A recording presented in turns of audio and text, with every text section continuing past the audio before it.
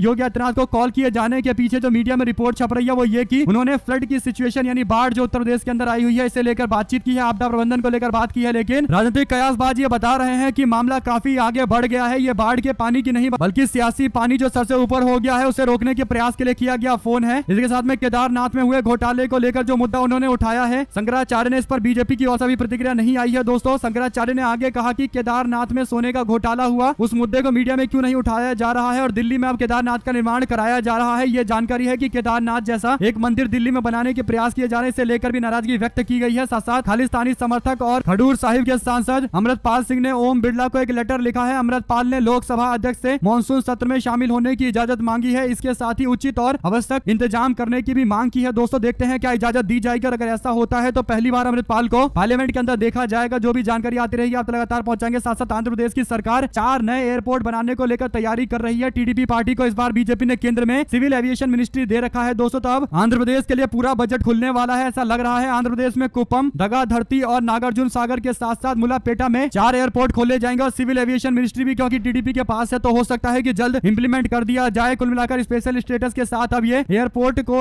धरातल उतारने का भी बड़ा मामला सामने आ रहा है। सासा बाबा मुख्यमंत्री जी का क्षेत्र गोरखपुर बाढ़ में फिर से डूब गया है। बाढ़ 8 साल पहले आई होती तो प्रेस कॉन्फ्रेंस करते योगी आदित्यनाथ। बाढ़ आज भी आ रही है। गौर से देखिए साथियों, शहरी इलाका राप्ती नदी के उफान में डूब गया है। 2-4 ढंग के बांध तक नहीं बनवा पाए और प्रदेश का क्या भला कर पाएंगे। यूपी सरकार, बीजेपी सरकार गोदी मीडिया के सहारे जीवित है। इसका अंत निकट आ गया है। समाजवादी पार्टी के नेता और प्रवक्ता आईपी सिंह की ओर से योगी आदित्यनाथ सरकार के विफलता को लेकर सवाल खड़े किए गए हैं। साथ साथ पश्चिम बंगाल में मार्क्सवादी कम्युनिस्ट पार्टी सीपीएम ने राजनीतिक तौर पर अपने आप को मजबूत करने का फैसला लिया है। लगातार वोट बैंक खिसकता जा रहा है कम्युनिस्ट पार्टी मार्क्सिस्ट का और अब लगातार संगठन पर फोकस किया जा रहा है। ज्यादा साथियों को अपने साथ में लाने के प्रयास किए जा रहे हैं। दोस्तों, दरअसल राज्य में कई साल तक लगातार सरकार चलाने वाली कम्युनिस्ट पार्टी मार्क्सिस्ट लगातार कमजोर होती जा रही है बंगाल में, जिसके कारण भारतीय जनता पार्टी का विस्तार होता जा रहा है। सीपीएम के एक राज्य समिति सदस्य ने कहा कि वर्तमान में शाखा समिति पार्टी की संगठनात्मक चेन में सबसे निचला स्तर है और इसे मजबूत करने की कोशिश लगातार की जा रही है। हालांकि दोस्तों, अगर ये बात तय है कि लेफ्ट पार्टी जितना मजबूत होगी राज्य के अंदर बंगाल में तृणमूल कांग्रेस को फायदा होगा और भारतीय जनता पार्टी कमजोर होती चली जाएगी और लेफ्ट और टीएमसी के बीच मुकाबला आने वाले दिनों के अंदर बन जाएगा। सासा प्रियंका गांधी ने मणिपुर में सीआरपीएफ के जवान की मौत के मामले को लेकर प्रधानमंत्री मोदी और भाजपा सरकार को घेरते हुए सरकार और प्रधानमंत्री मोदी कब वहां जाएंगे ये सवाल पूछा है। प्रियंका गांधी ने सोशल मीडिया पोस्ट लिखते हुए कहा कि मणिपुर में सीआरपीएफ के एक काफिले पर हुए हमले में एक जवान के शहीद होने का समाचार अत्यंत दुखद है। ईश्वर दिवंगत आत्मा को शांति प्रदान करे। शोक संतप्त परिवार के प्रति हमारी गहरी संवेदनाएं हैं। उन्होंने लिखा कि पिछले साल 3 मई को शुरू हुई हिंसा आज तक जारी है। एक राज्य पूरी तरह से बिखर चुका है। आखिर केंद्र सरकार और प्रधानमंत्री जी नींद से कब जागेंगे। मणिपुर में जीरीबाम जिले के मोंगबुंग गांव में रविवार सुबह संदिग्ध उग्रवादियों के हमले में एक जवान की मौत हो गई थी। दोस्तों, इसी के साथ में लोकसभा चुनाव में हार का कारण जानने के लिए शिमला पहुंची कांग्रेस पार्टी की 2 सदस्यीय टीम। 15 जुलाई को लेकर यह बड़ी अपडेट है। बीते दिन लोकसभा चुनाव में हिमाचल प्रदेश की 4 सीट पर कांग्रेस पार्टी को मिली हार को लेकर आलाकमान के द्वारा 2 सदस्यीय समिति के लोगों को भेजा गया। इसमें पीएल पुनिया और सांसद रजनी पाटिल शामिल है। दोनों सदस्य सोमवार को शिमला पहुंचे और कांग्रेस कार्यालय में कांग्रेस पार्टी के पदाधिकारी, विधायक और पूर्व विधायक, मंत्रियों के बाद उन्होंने मुख्यमंत्री से भी फीडबैक लिया है। रिपोर्ट तैयार करके कांग्रेस पार्टी आलाकमान को सौंपने की जानकारी दी है। कुल मिलाकर दोस्तों, राज्य में कांग्रेस पार्टी की सरकार है और पार्टी को सारी सीटें जीतनी चाहिए थी, लेकिन यहाँ पर चारों की चारों सीटों पर पार्टी को हार का सामना करना पड़ा। कम से कम मंडी की सीट पार्टी एक्सपेक्ट कर रही थी कि वो जीतेंगे, क्योंकि यहाँ से कंगना रनावत को बीजेपी ने मैदान में उतारा था, लेकिन कुछ हजार के अंतर से कांग्रेस पार्टी यहाँ भी चुनाव हार गई। साथ साथ योगी आदित्यनाथ जी ने चुपके से 24 नतीजे को गायब ही कर दिया। दरअसल दोस्तों, योगी आदित्यनाथ पार्टी के कार्यकर्ताओं को संबोधित करते हुए अपने पार्टी के जीत के सिलसिले को लेकर जिक्र कर रहे थे, लेकिन इस दौरान उन्होंने 2014 के नतीजों की बात की, 2017, 2022 के नतीजों की बात की और इसके बाद उन्होंने 2024 नहीं बोला। जो लोग उम्मीद कर रहे थे कि शायद वो 2024 के नतीजों को भी अपना अचीवमेंट बताएंगे, लेकिन 2024 के नतीजों को स्किप करते हुए उन्होंने और बातें की, पंचायत चुनाव, मेयर चुनाव, इन चीजों की बात की, लेकिन 24 के इलेक्शन को स्किप कर दिया। इसके बाद लोगों ने तंज कसते हुए कहा कि योगी जी ने चुपके से 24 के नतीजों को गायब ही कर दिया। काफिला क्यों लूटा, इसका तो कोई जिक्र हुआ ही नहीं है। योगी आदित्यनाथ पार्टी के कार्यकर्ताओं में जोश भरते हुए कह रहे थे कि आपको बैकफुट पर जाने की कोई जरूरत नहीं है, आगे भी इसी तरीके से बने रहना है, कार्य करते रहना है और जनता के बीच ज्यादा से ज्यादा जाकर लोगों से ज्यादा समर्थन इकट्ठा करना है। साथ साथ बीजेपी के साथ जेडीयू का अलायंस है दोस्तों, और अब क्योंकि बजट सत्र शुरू होने वाला है तो उससे पहले दबाव की राजनीति भी शुरू हो गई है। जेडीयू के राज्यसभा के सांसद संजय झा ने वित्त मंत्री निर्मला सीतारमण से मुलाकात की और आप लोग जानते हैं हैं कि बिहार को स्पेशल स्टेटस की मांग की गई होगी, लेकिन क्या फाइनेंस मिनिस्टर स्पेशल स्टेटस दिलवा पाएंगे या नहीं दिला पाएंगे, ये बड़ा सवाल रहेगा। दोस्तों हमारे साथ लगातार जुड़े रहने के लिए सभी दोस्तों, भाइयों, बहनों, मित्रों का बहुत बहुत धन्यवाद। देख रहे थे आपका अपना चैनल जय हिंद जय भारत। ज्यादा से ज्यादा वीडियो को शेयर कीजिएगा। बहुत बहुत धन्यवाद।